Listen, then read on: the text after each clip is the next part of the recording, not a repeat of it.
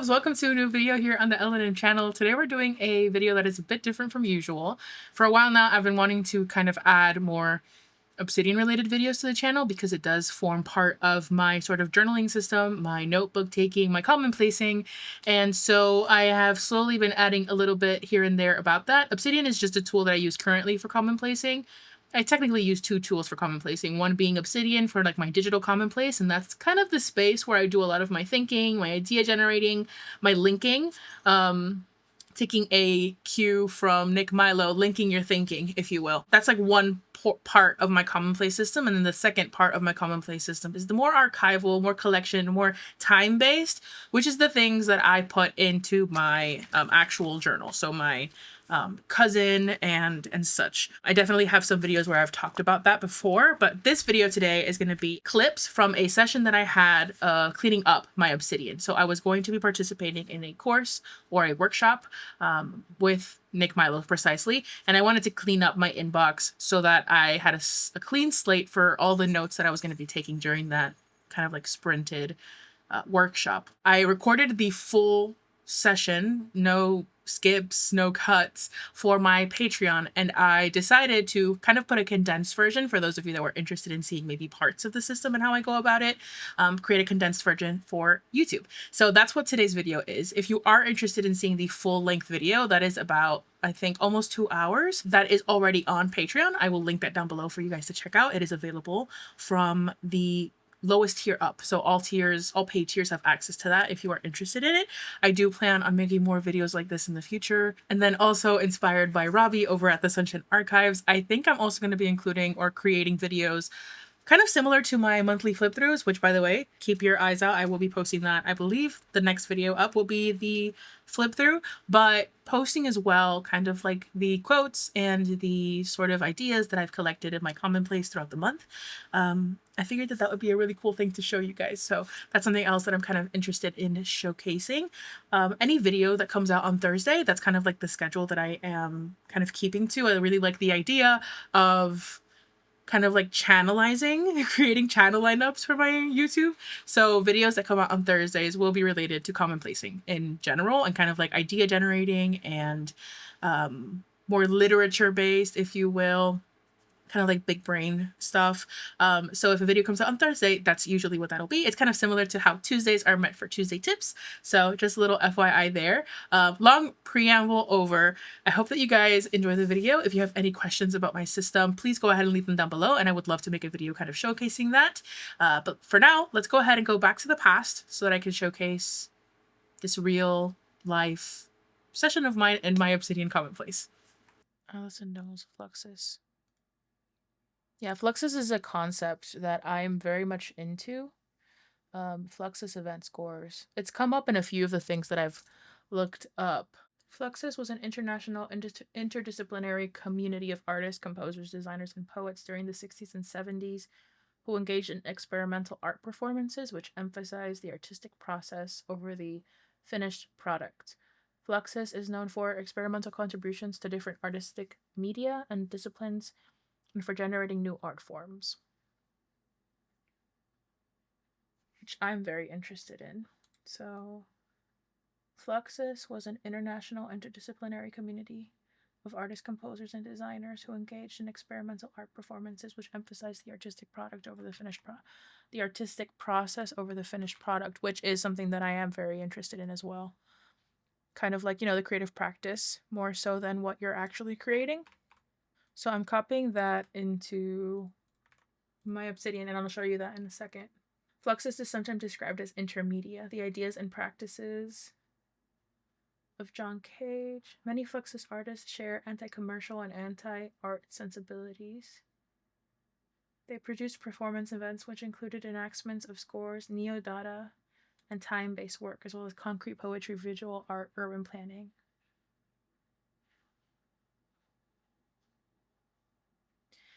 Cool. Okay. And so back over here to Obsidian. So I did write that in and I added the source here. This is what's really cool about something like Obsidian and linked notes, is that you create opportunities to then find these things later on. Like they're never really lost, even if you don't use folder systems, especially if you don't use folder systems and you link things to each other. Yeah, I think so. I think it's pretty cool. Okay, so then I'm gonna move this to move file to people. And then I'm gonna move Fluxus to topics.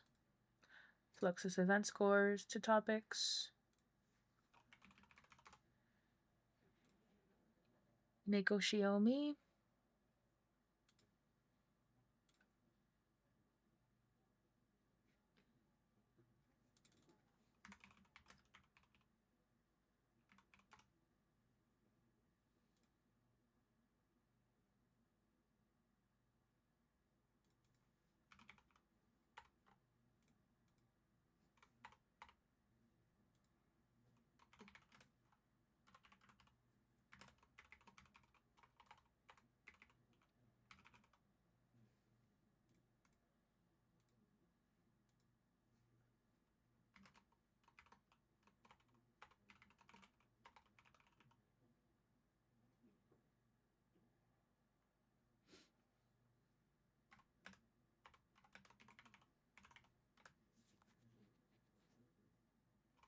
Do I have one for artist?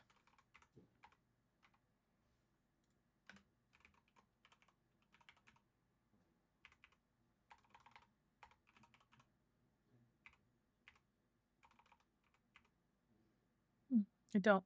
Maybe I should.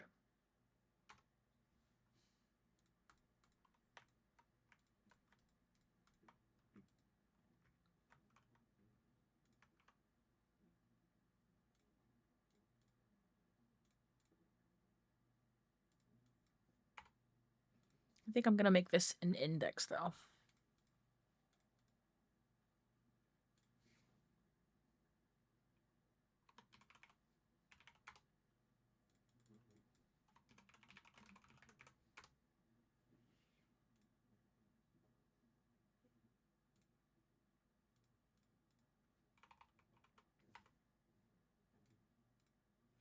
One really cool thing about this too is that you can do aliases. So I can use artist and artists and still link it to the artist index without having to create a note for every single one of those.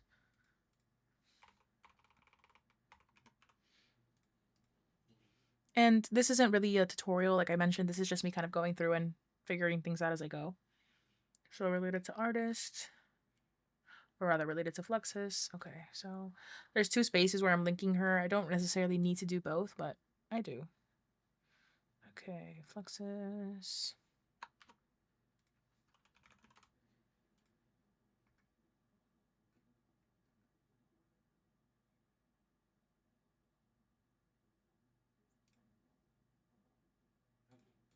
I could probably remove it from there.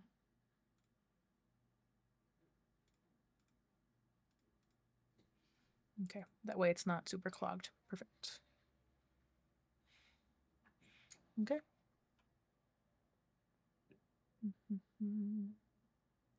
And this is going to take me a little while because this is weeks, months even, of inboxes that I haven't worked on. But if you do this every week, every other day, every day, then there's no reason for it to take as long as it's going to take me.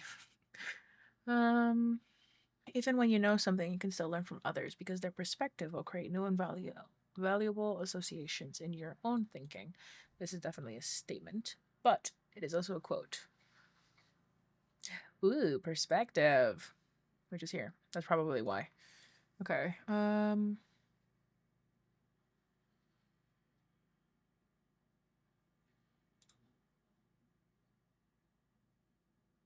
Exactly. Okay, so then this is boop, boop, boop, boop, boop. This is a quote note. And I created this a couple days ago.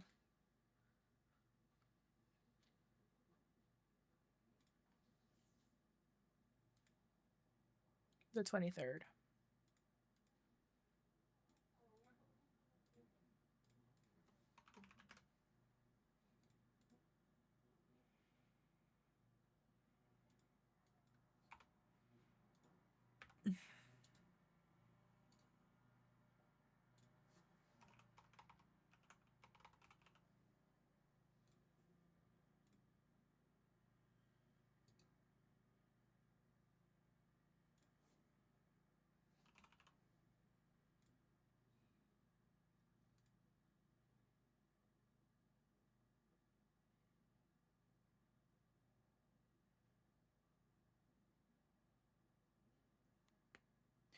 Ooh, okay, this is interesting.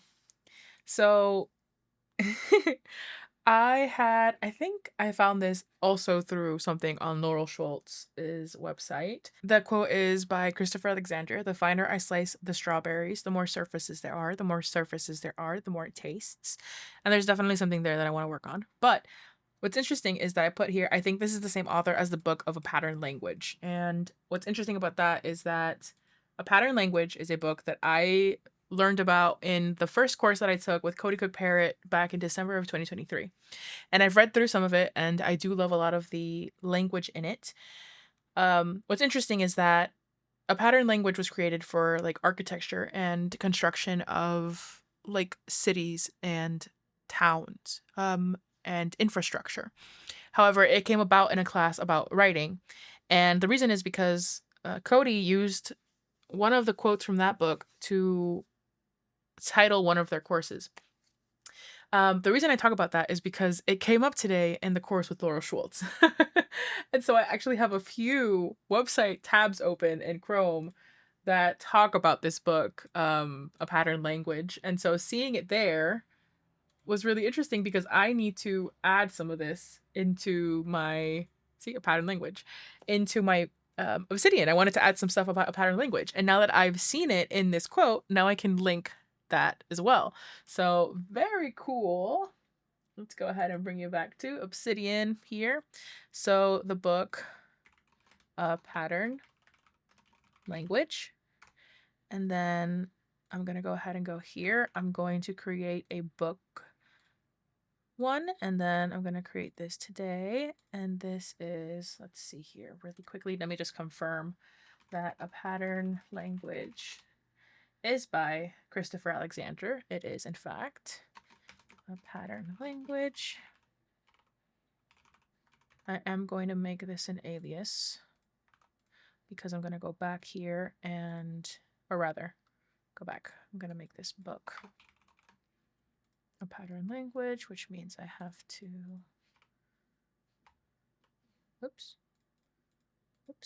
ugh, delete.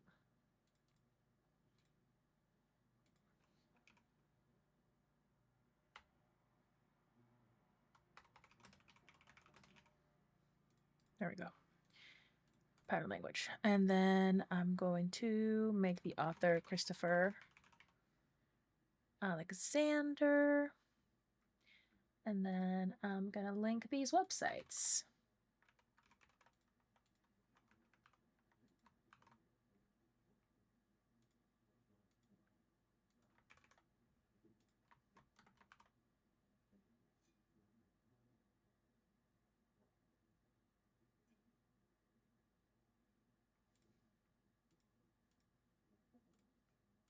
I think that's all I had for that one. Yep.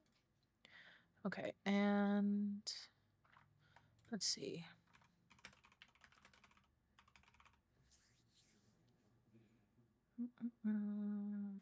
That's that. I'm going to move this into source.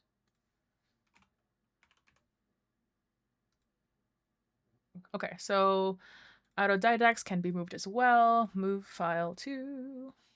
It's important, I think, when you're creating notes to at least have them linked. Like when you're going to move them out of your inbox, it's not necessarily that you have them set up 100% or that you know exactly what they're about. It's more that you have them linked to at least one other thing so that you can always kind of find them again later on through pure serendipity sometimes if necessary.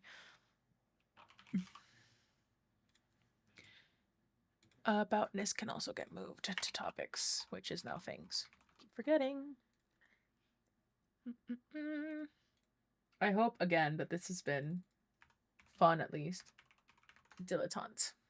Is that even how you pronounce that? Dilettante. Dilettante. Okay. A person who cultivates an idea of interest, such as the arts, without any real commitment or knowledge. Okay. Sure. Why not? And then let's go into Wikipedia, my beloved. An amateur. An amateur.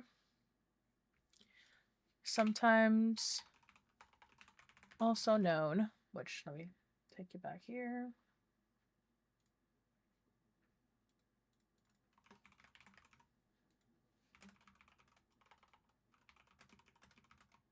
as an amateur.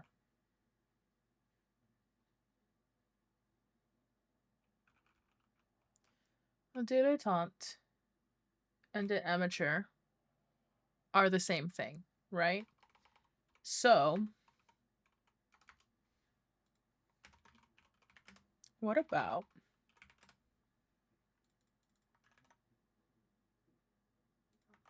dilettante? Amateur. How do you even pronounce? How do you even amateur? Okay, which we would need to go in here and change this to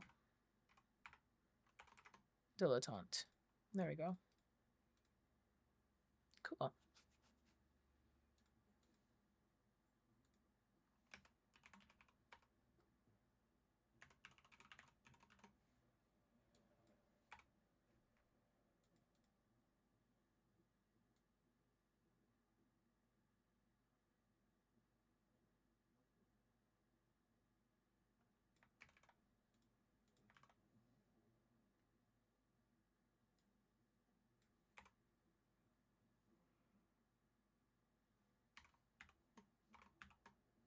One who loves. I love that.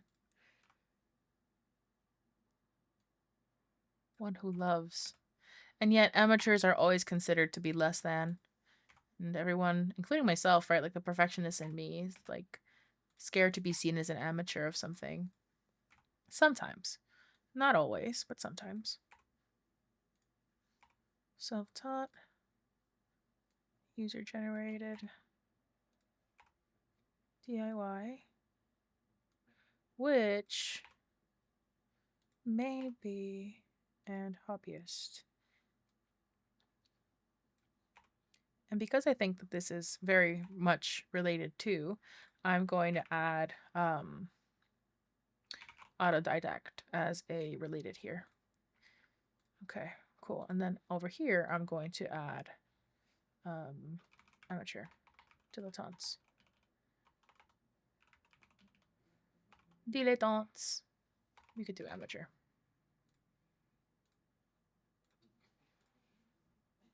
Okay. Cool. So we can move this into, nope, not sources. We can move it into thing. Nope, things. Goodness. Okay, beat poetry. So there's a website here on the Poetry Foundation. Let's go ahead and do that. So beat poetry was apparently in the 40s and 50s, right? Again, thinking about time and things that happened within the context of their time. A new generation of poets rebelled against the conventions of mainstream American life and writing. They became known as the beat poets, a name that evokes wariness, down and outness at beat, under a piece of music and beatific spirituality. Beat poets sought to write in an authentic, unfettered style. First thought, best thought, was how Central beat poet Alex Ginsberg described their method of spontaneous writing. Okay. That like makes me want to kind of like cry a little bit because for me, I have been struggling a bit with this notion of whether I can consider myself an artist or not because I'm someone who tends to be drawn to very stream of conscious, very in the moment, very intuitive art making rather than very planned, very methodical, very detail oriented art making. And sometimes it makes me feel like can that even be considered artistry? And I don't know, listening, like hearing that, which is not to say they took inspiration from jazz musicians, surrealists, metaphysical poets, visionary poets such as William Blake, and haiku and Zen poetry. I'm going to add this one as a source as well. Here. So that I can look into this later. Okay. Related, Joanne Kiker.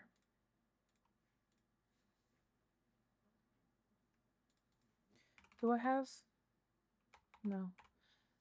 I think I want to make in the artist index, I want to make it separation between like what I want to do potentially in the index is make it artists,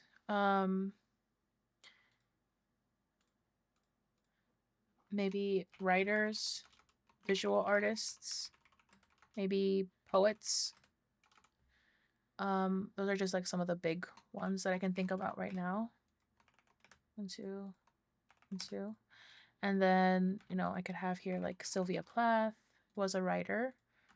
Sylvia Plath was also a poet. If I could type Sylvia Plath, it would be the same thing with Joanne Kiker.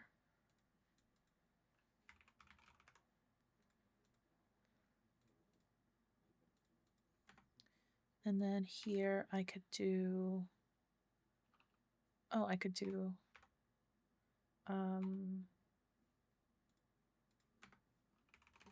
Cody Cook Parrott, and I can do Kenning Zhu. But I also think Kenning Zhu is a visual artist. Okay, cool. And these are just ways, again, that you can kind of link things up. And the more links you have, there's never too many links, because the more links you have, the more you're giving yourself the opportunity to find these things later on in an organic way, in a way that you maybe wouldn't have thought of. And you might end up linking things or finding a link of chains that lead to something, and in a way that you wouldn't have thought of before, and that can open your mind to, you know, make a connection where you wouldn't have thought so otherwise. So there's never too many links. Don't be afraid to link things ever when it comes to this kind of thing. Okay. So I'm going to move her into people. And then Katsushika Oi is the last person, if I remember. That's not a topic. She's a person. And she was an artist. Katsushika Oi was an artist. So I'm going to add her to the artist index as well. She was a visual artist. Cool. So here we go. And then I'm just gonna add her, because I'm like running out of time. I'm gonna add her birth. So she was born around 1800 and died around 1866. And she's known for her contributions to ukiyo-e, which is an artistic movement in Japanese art that flourished around the 19th century. And I learned about it because I was researching No and Kabuki. Very, very cool stuff. So there we go. Related ukiyo-e, very good. Let's see. I think I'm going to leave it at that for now. I could always go in and add more stuff later, because again, she's very well linked. So we're going to add that. Anyways, okay. Yeah, I definitely want to look into this. Syllabus. No backlinks. What can I tie this to?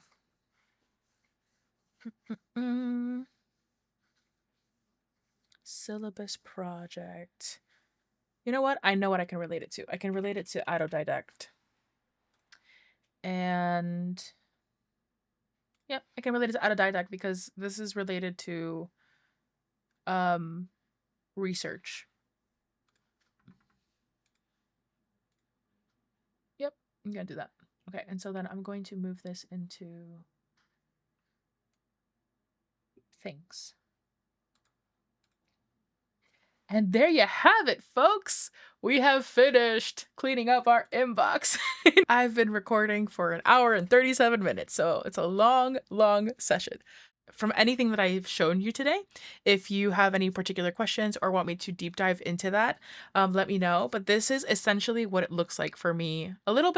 It's a little bit more concise because I knew that I was actually recording, and so I didn't want to get into too crazy of a rabbit hole. But yeah, I hope that you enjoyed it. I hope that you learned some stuff. I hope that you liked looking at the things that I'm interested in and that capture my attention and the topics that interest me.